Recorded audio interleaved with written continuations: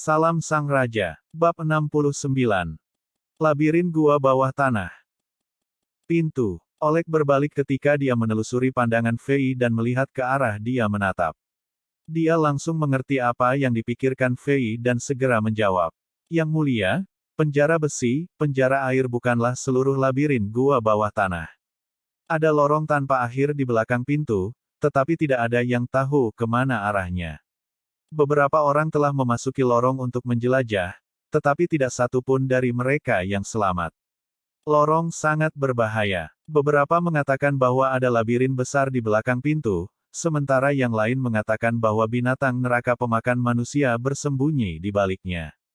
Ngomong-ngomong, untuk jangka waktu sebelum pintu dibangun, raungan mengerikan dan suara-suara melolong akan terdengar setiap hari, dan kekuatan isap yang besar tiba-tiba akan terjadi dan menarik orang ke koridor. Untuk mencegah lebih banyak kematian, Raja sebelum ayahmu memerintahkan pengrajin di kerajaan untuk membangun gerbang besi untuk menyegel koridor di belakangnya dan melarang masuk untuk semua orang di kerajaan. Ketika Oleg berbicara, dia melihat gerbang besi hitam dan tampak gelisah. Fei mengangguk dengan tenang, tetapi di dalam dirinya dia tidak bisa lebih terkejut. Menurut pernyataan Oleg, penjara besi yang besar, Water Dungeon ini hanya bagian dari gua bawah tanah, dan mungkin hanya sebagian kecil saja. Ini terlalu gila. Siapa yang benar-benar membangun gua bawah tanah ini? Fei tidak bisa membantu tetapi menghubungkan labirin gua besar yang tak terbayangkan ini dengan konstruksi skala besar Kastil Chambord. Tiba-tiba, sebuah pemikiran muncul di kepalanya. Mungkinkah orang-orang yang membangun Puri Chambord telah menciptakan gua bawah tanah ini juga? Fei samar-samar merasa bahwa Kastil Chambord sama dengan gua bawah tanah ini. Itu hanya mengungkapkan sebagian kecil dari dirinya, seolah-olah itu adalah harta misterius yang tidak diketahui yang ditutupi oleh debu waktu. Rahasia dari daerah ini belum ditemukan oleh siapapun dan hanya menunggu untuk terungkap. Pada saat itu, keingintahuan Fei telah mencapai puncaknya. Dia memutuskan bahwa dia harus memeras beberapa waktu kemudian untuk pergi melalui gerbang besi hitam ke koridor misterius dan mencari tahu rahasia apa yang sebenarnya bersembunyi di labirin gua bawah tanah ini.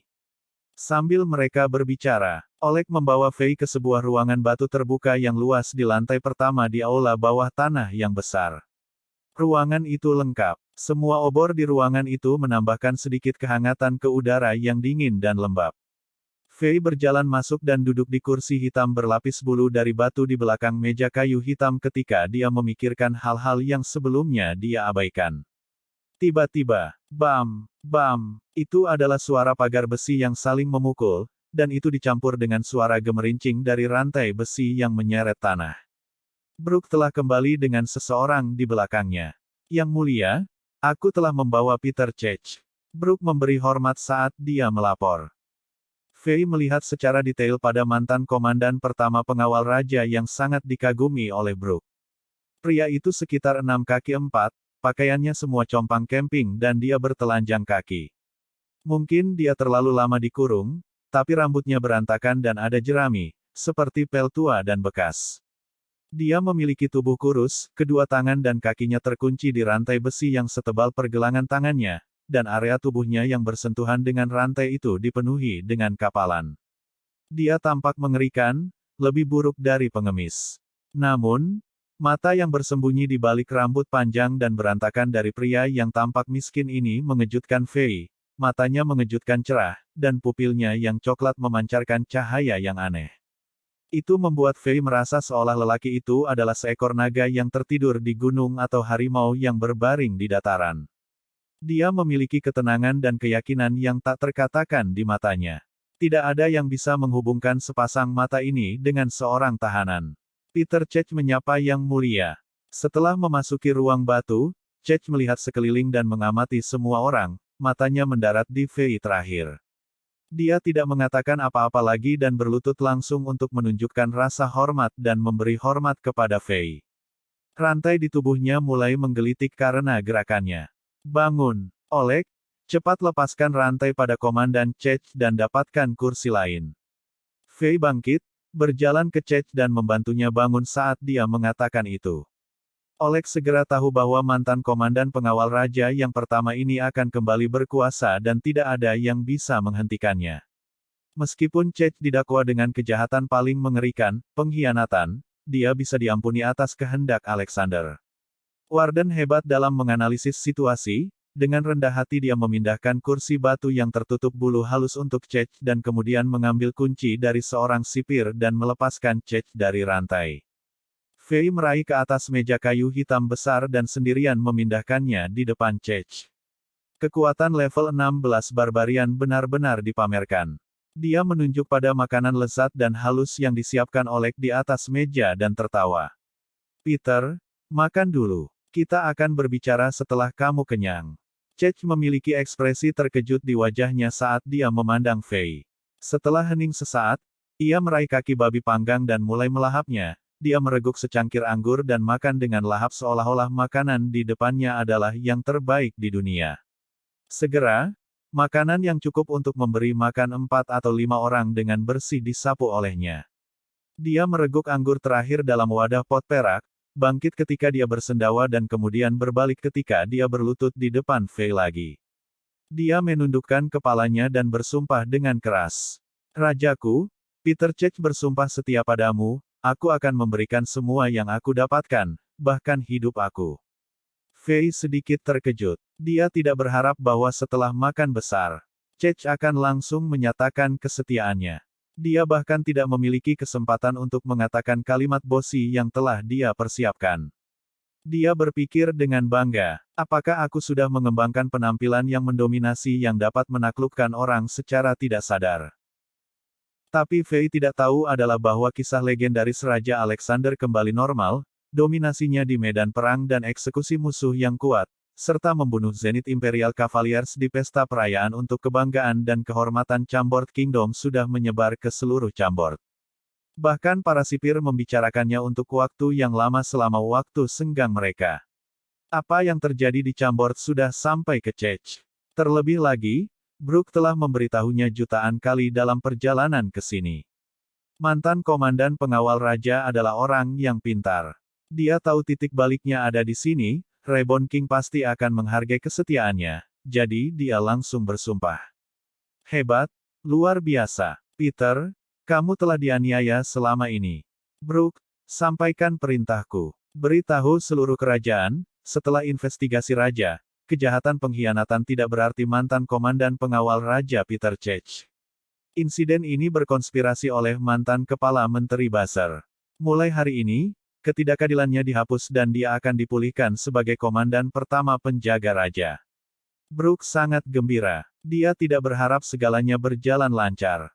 Dia berlutut bersama Cech untuk menunjukkan rasa terima kasihnya. Di sisinya, Oleg mengucapkan selamat kepada Cech dengan hangat.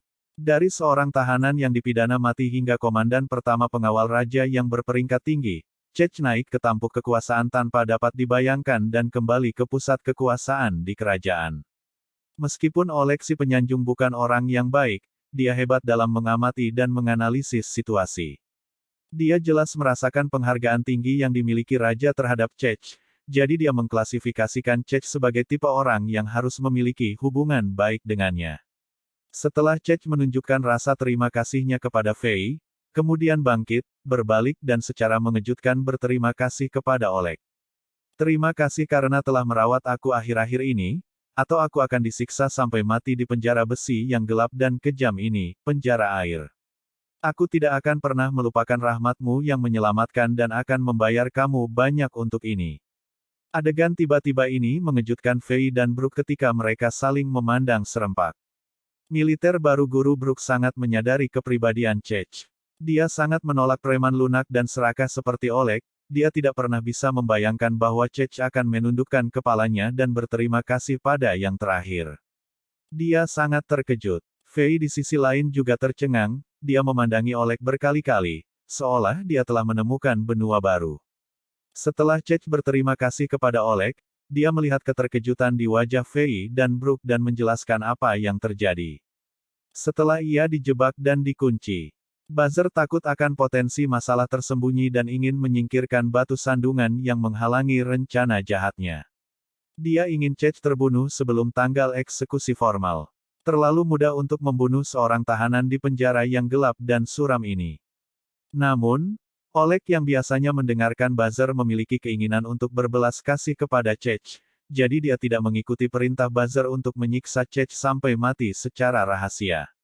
Begitulah cara mantan komandan pertama pengawal raja bisa hidup sampai hari di mana keadilan bersinar.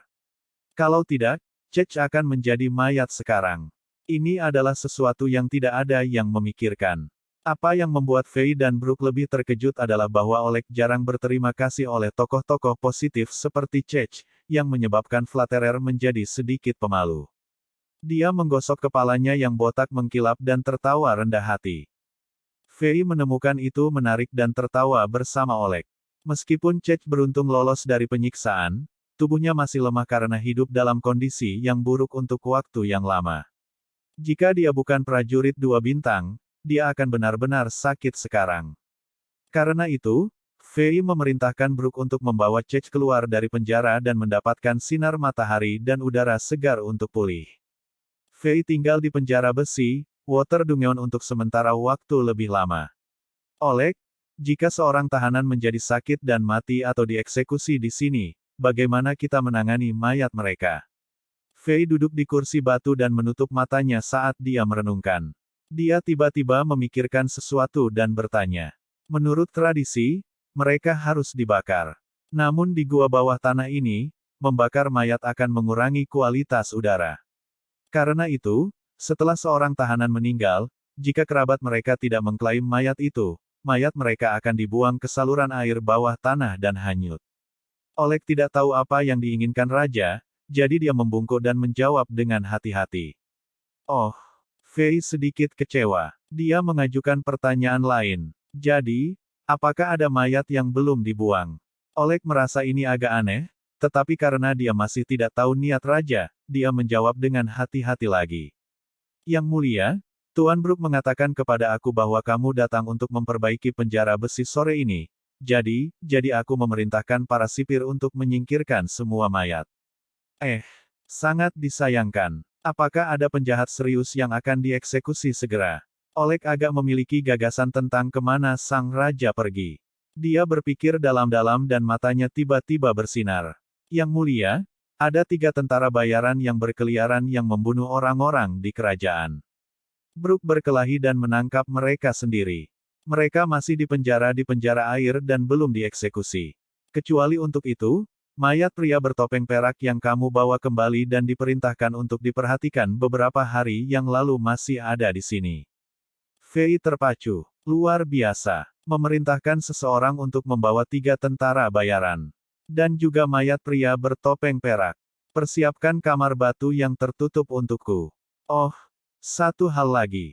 Penyihir berjubah hitam itu masih hidup, kan? Bagaimana kabarnya, Yang Mulia? Kami mengikuti instruksi kamu.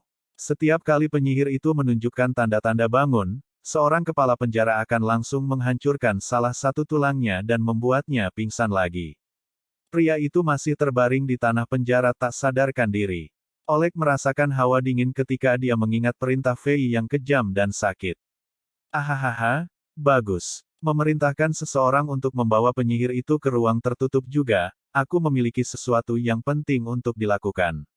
Oleg berbalik dan pergi untuk membawa para tahanan dan mempersiapkan ruang tertutup sendiri setelah Fei selesai berbicara.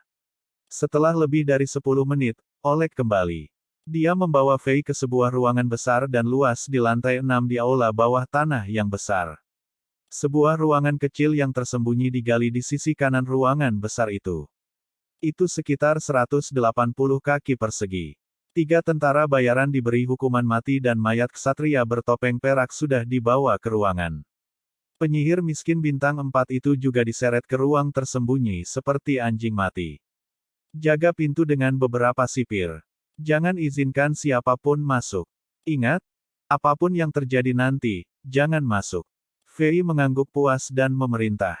Ya Yang Mulia, Oleg meninggalkan kamar dengan selusin sipir lain dengan rasa ingin tahu dan menjaga pintu kamar besar itu dengan hati-hati.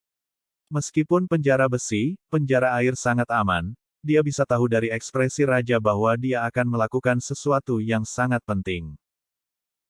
Bersambung.